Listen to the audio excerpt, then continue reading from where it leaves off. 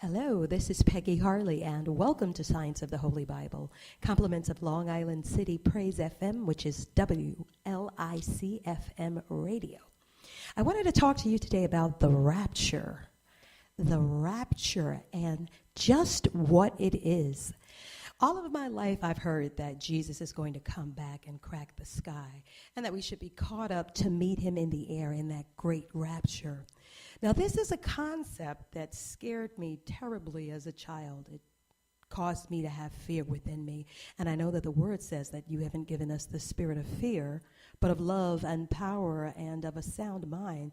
And that's part of what caused me to believe that there was something a little shaky about what we're being told about the rapture.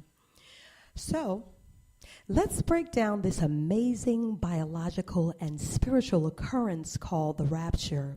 So let's have a look at the scriptures. Matthew 24 and 30.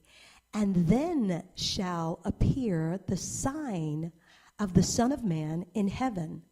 And then shall the tribes of the earth mourn, and they shall see the Son of Man coming in the clouds of heaven with the power and glory, Okay, so we have already established that heaven, the kingdom of heaven, lies within us.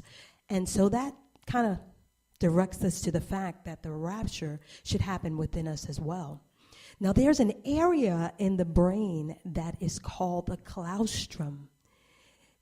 This is the area of the brain that the Bible refers to as the clouds. The scripture says we shall be caught up to meet him in the clouds. The rapture happens within the brain. Now, let's take a look at Matthew 24 and 31. And he shall send his angels with great sound of a trumpet, and they shall gather together his elect from the four winds, from one end of the heaven to the other. Now, these four corners are the four corners of your mind. These are the four hemispheres of the brain. You see, the brain is divided into four areas, four parts.